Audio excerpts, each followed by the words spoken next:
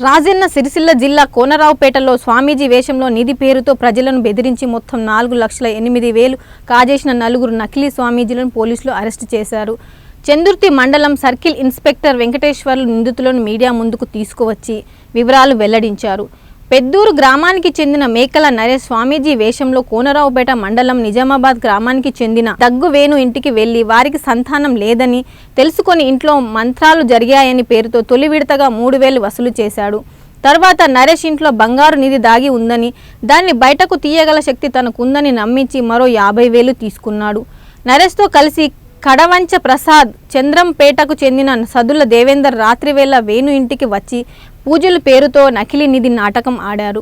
ఇంట్లో గుంత తవ్వినట్లు చేసి చిన్న విగ్రహం చేసి ఇది నాగబంధం ఉందని, నిధి మనం తవ్వితే ప్రాణాలు పోతాయని భయపెట్టారు. నాగబంధం తొలగించడానికి అఘోరను పిలిచి క్షుద్ర పూజ చేయాలంటే 3,40,000 అవసరమని చెప్పడంతో భయపడ్డ వేణు ఆ డబ్బు చెల్లించాడు. మోసపోయానని తెలుసుకున్న బాధితుడు కోనరావుపేట పోలీసులను ఆశ్రయించాడు. దీంతో పోలీసులు నరేష్, ప్రసాద్, దేవేందర్ను అరెస్టు చేశారు.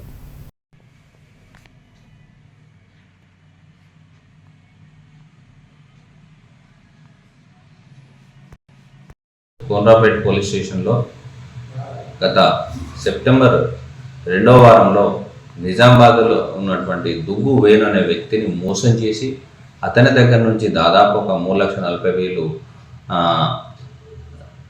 మోసం చేసి రాబట్టినటువంటి డబ్బు తీసుకున్న వ్యక్తులను ఈరోజు మేము అరెస్ట్ చేయడం జరిగింది. మరి వాస్తవంగా దుగ్గు వేణు అనే వ్యక్తి నిజామాబాద్లో ఉంటుంటాడు. మరి ఈ ముగ్గురులో మేకల నరేష్ అనే ఒక వ్యక్తి స్వామీజీ వేషం వేసుకొని ఊరూరు తిరుగుతుంటాడు. దానిలో భాగంగా ఒకరోజు వీళ్ళ గ్రామంలోకి వెళ్ళి అలా ఐడెంటిఫై చేసి అతని దగ్గర ఎట్లయినా డబ్బులు రావాలనే ఉద్దేశంతో మీ ఇంట్లో ఏదో ఒక శక్తి ఉంది, మీ దగ్గర పూజలు చేసి ఆ ఇంట్లో ఉన్నటువంటి నిధిని బయటకు తీస్తా నమ్మిస్తే ఫస్ట్ అతను ఒక 50,000 రూపాయలు ఇస్తాడు ఈ వేణు.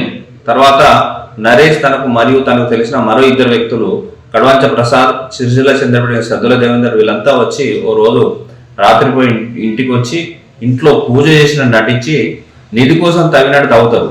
తర్వాత ఒక చిన్న విగ్రహం లాంటిది పెట్టి అది కొంచెం కనిపించేలా చేసి వెంటనే దాన్ని మూసేసి మీ ఇంట్లో నిధికి నాగబంధం ఉంది, మనం ఇలా తవ్వితే మన ప్రాణాలు పోతాయి, మరి ఆ నాగబంధం తీయాలంటే అఘోరిని పిలిపించి క్షుద్ర పూజలు చేయాలి, నాగబంధం విడుదలయ్యి దానివల్ల మీ ఇంట్లో అందరికీ నష్టం జరుగుతుంది, అరిష్టం జరుగుతుంది అని బెదిరించగా వేణు అతని కుటుంబ సభ్యులు దానికి భయపడి దాదాపు రూపాయలు 3,40,000 ఎడనొప్పుకున్నారు.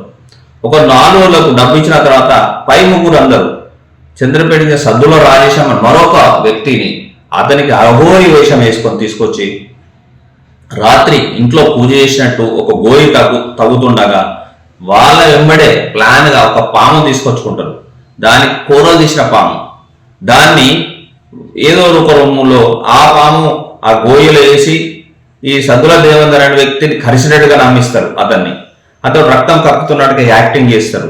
తర్వాత ఈ నలుగురు కలిసి అర్జెంటుగా హాస్పిటల్ తీసుకెళ్ళాలి, అతని ప్రాణం పోతే మరి మీ ఇంటికి ప్రమాదం, మీ పైన కేసు అవుతుందని చెప్పి వాళ్ళని ఈ యొక్క దుగ్గు వేణుని భయపెట్టిస్తారు.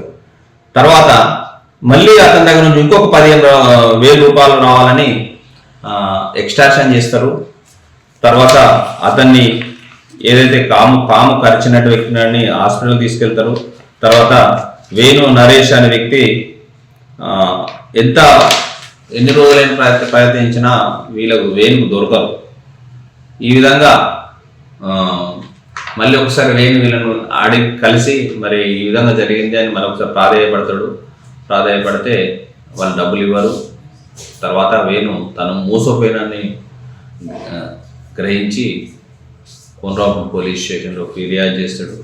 తర్వాత మేమందరం, నేను, ఎస్ఐ గారు, అదేవిధంగా స్పెషల్ టీం మా సిబ్బంది సిసిఎస్ వాళ్ళతో కలిసి వీళ్ళు పట్టుకున్నాము. ఈరోజు అరెస్ట్ చేసి వారి దగ్గర నుంచి ఒక 3 lakhs రూపీస్ రికవర్ చేయడంలో జరిగింది.